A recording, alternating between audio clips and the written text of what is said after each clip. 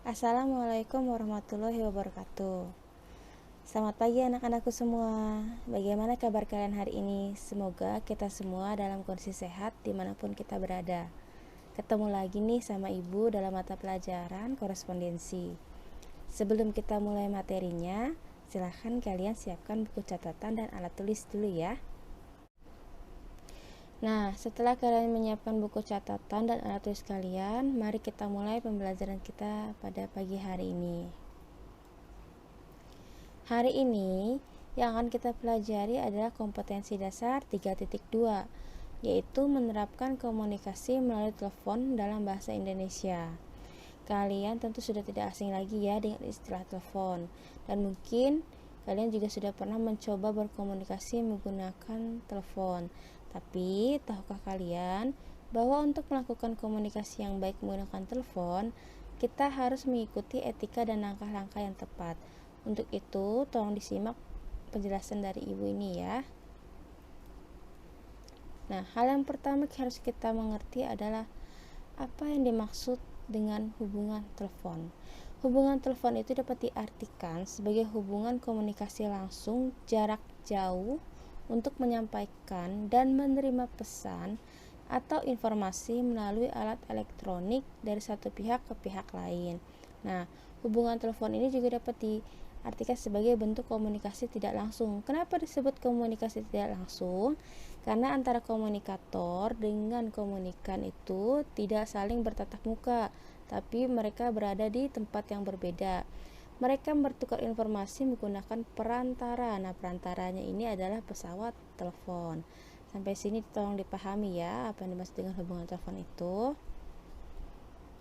Nah, kemudian setelah kita tahu apa yang dimaksud dengan hubungan telepon, kita juga harus bisa mengidentifikasi jenis-jenis hubungan telepon. Nah, hubungan telepon ini dibagi menjadi 4 jenis. Kita akan bahas satu persatu ya anak-anak. Yang pertama adalah hubungan telepon internal. Nah, hubungan telepon ini dilakukan dalam suatu kantor atau organisasi atau antar unit kerja dalam suatu kantor. Nah, biasanya hubungan internal ini menggunakan intercom yang dipasang di setiap unit kerja di kantor atau perusahaan ya.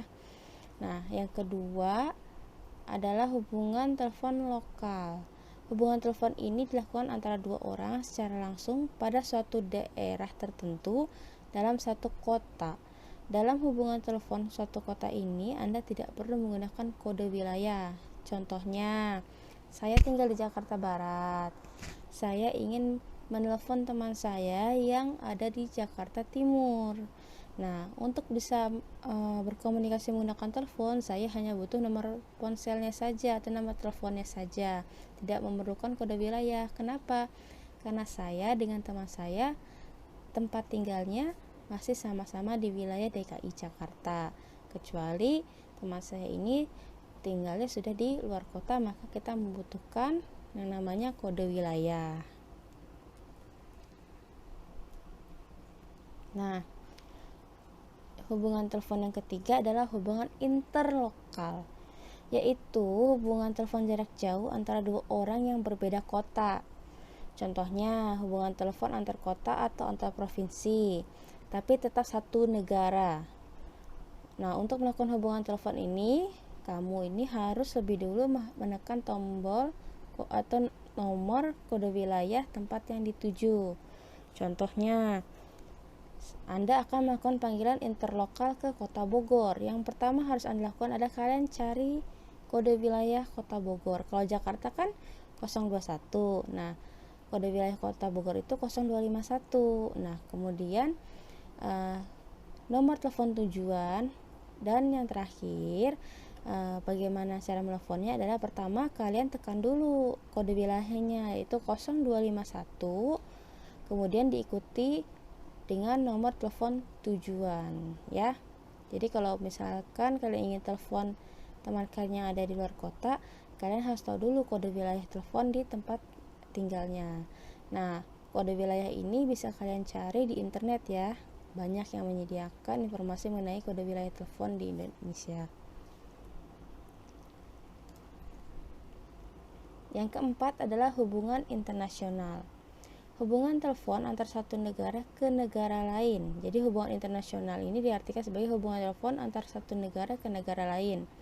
Pada saat akan melakukan hubungan telepon internasional, Anda harus terlebih dahulu menekan nomor kode sambungan langsung internasional atau SLI. Nah, kodenya ini ada banyak ya. Ada 001, 008, 016, atau 017. Biasanya perbedaannya hanya di tarifnya saja. Biasanya di Indonesia itu lebih sering memakai kode 008 karena kode 008 itu adalah tarif hemat ya. Nah, kemudian setelah menekan kode SLI, kita harus tahu juga kode negaranya. Sama seperti telepon interlokal, kita harus tahu juga kode telepon di wilayah tersebut. Nah, kalau di hubungan internasional, kita harus tahu kode di negara tujuannya ya.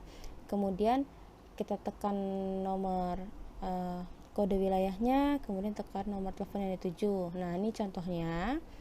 Anda akan melakukan panggilan interlokal ke Korea Selatan. Berarti apa yang harus Anda lakukan? Pertama, kalian ketik dulu atau masukkan dulu atau pencet dulu nomor operator SLI-nya. Di sini saya pakainya contohnya 008 ya. Karena 008 itu adalah tarif hemat untuk menelpon ke luar negeri.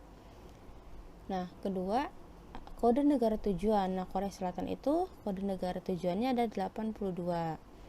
Yang ketiga adalah nomor telepon tujuan. Nah, nanti cara teleponnya bagaimana urutannya? Pertama ya tentunya kalian masukkan dulu kode SLI-nya, kemudian masukkan kode negara tujuan, dan yang terakhir kalian tekan atau masukkan nomor telepon yang dituju.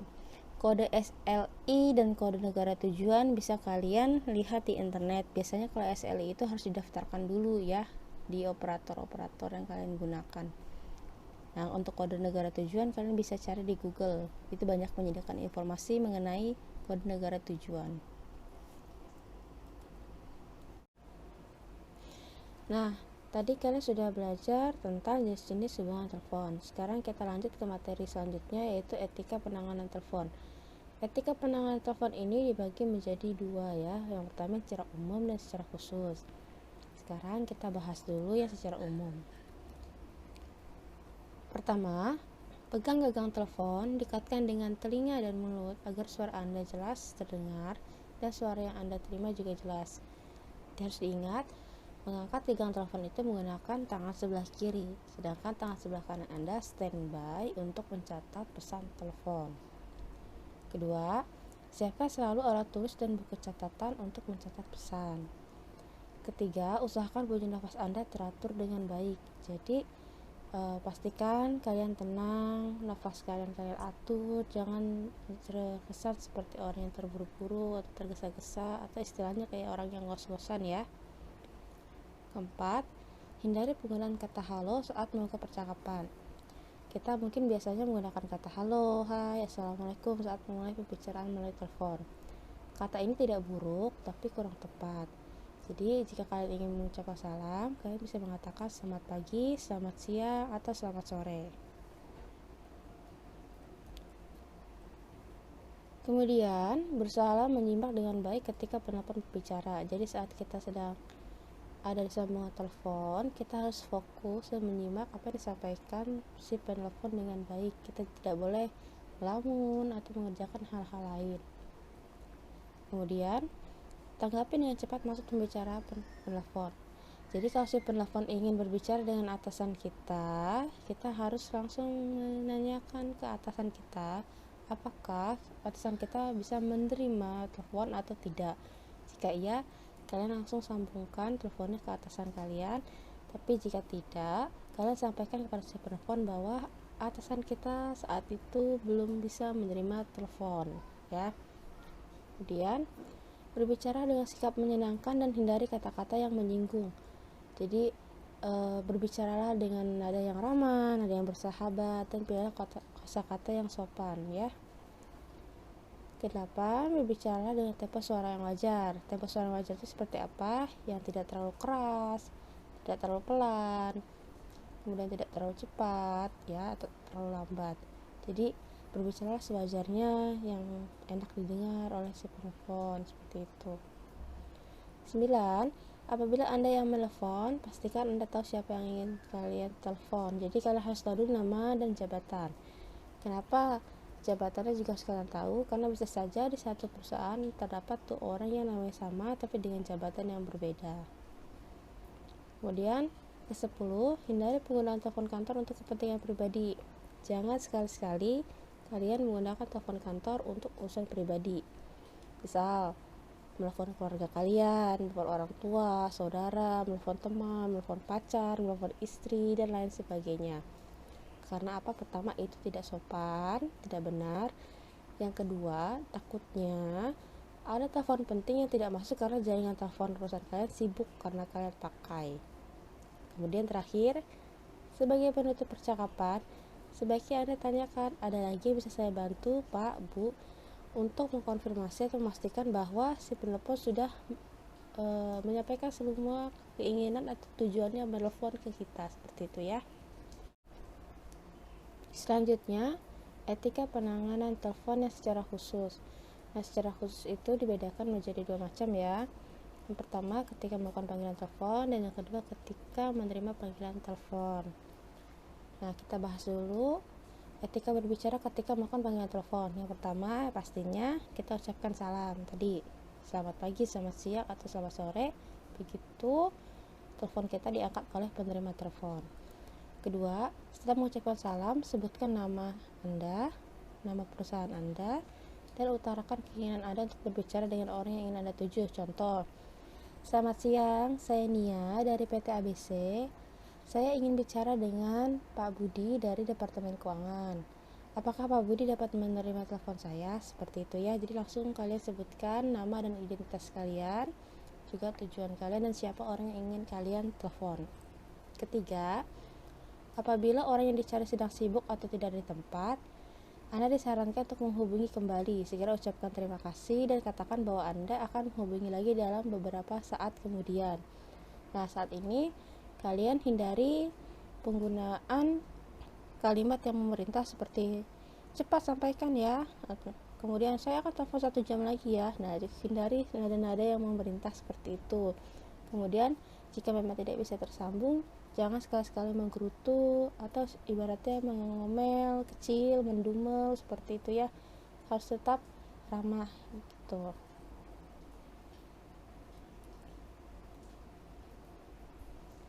Nah, lanjut. Ini adalah etika berbicara ketika menerima panggilan telepon. Pertama, pastinya kita ucapkan salam dan pastikan kalian mengangkat telepon itu jangan sampai melewati lebih dari 3 kali dering. Jadi kalau telepon berbunyi, sebaiknya kalian langsung angkat. Kedua, tanyakan identitas penelpon sebelum Anda menyambungkan penelpon kepada orang yang dituju. Jadi kalau misalnya si penelpon itu langsung berbicara, oh saya ingin berbicara dengan atasan Anda, nah kalian tanyakan dulu identitasnya. Seperti ini contohnya, mohon maaf saya bicara dengan bapak dan ibu siapa, seperti itu ya. Ditanyakan dulu identitasnya, baru kalian sambungkan atau kalian tanyakan tujuannya. Ketiga, setelah penelpon menyebutkan identitasnya, mintalah waktu untuk menyambungkan penelpon dengan orang yang dituju. Jadi setelah dia menyebutkan identitasnya tadi, kalian minta waktu kepada si penelpon untuk menanyakan apakah orang yang dituju ini bisa menerima telepon atau tidak, seperti itu. Contohnya, mohon maaf bapak ibu, mohon ditunggu sebentar ya, seperti itu. Harus dengan penyampaian dan kata-kata yang sopan. Keempat, berbicara di pesawat telepon harus terdengar menyenangkan bagi lawan bicara. Jadi tadi kalian harus kesannya ramah, friendly, bersahabat, seperti itu. Jangan judes atau jangan galak, seperti itu ya. Kemudian kelima, simak semua pembicaraan yang seksama dan penuh perhatian. Tadi kalian fokus pada pembicaraan agar nanti kalian bisa mencatat pesan-pesan penting dari si penelpon. Keenam, hindari penggunaan kata apa atau hah apabila kata-kata penelpon kurang jelas karena itu terkesan tidak sopan. Jadi kalau misalnya perkataan si penelpon kurang jelas, kalian jangan hah apa gitu, tapi lebih sampaikan yang sopan, bapak atau ibu bisa diulangi lagi pesannya, seperti itu ya.